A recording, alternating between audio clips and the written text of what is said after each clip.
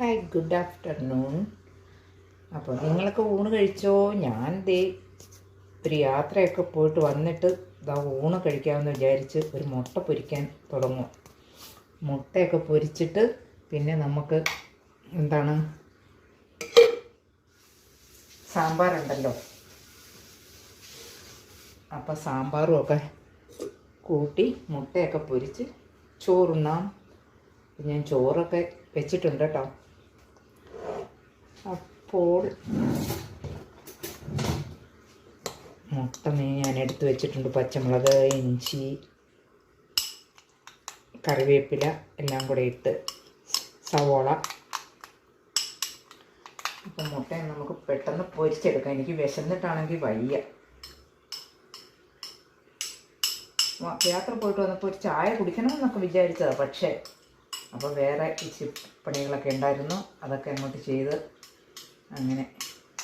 അപ്പോൾ നമുക്ക് മുട്ട പൊരിക്കാം. ഉപ്പൊക്കെ ഉണ്ടോ അറിയില്ല, കാണുമായിരിക്കും അല്ലേ.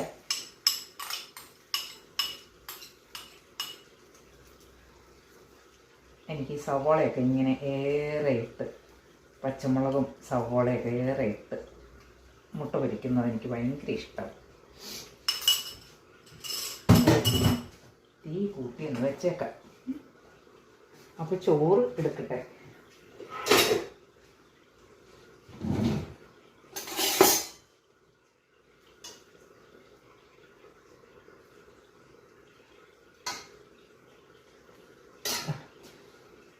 ചോറ്, സാമ്പാർ ഉണ്ടല്ലോ, സാമ്പാർ ഇന്നലത്തെ സാമ്പാർ ഇനിയിപ്പോൾ ഒരു 2 വാരം ഓടും.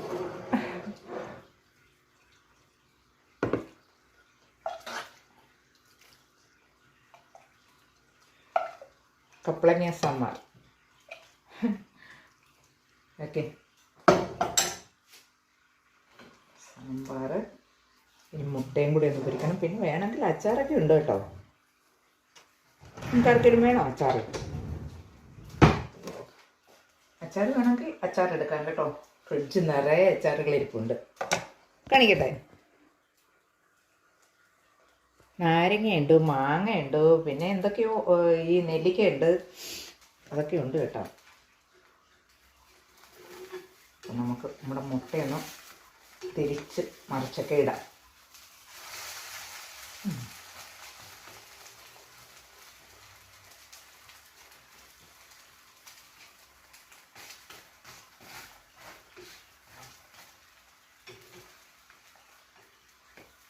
അപ്പോൾ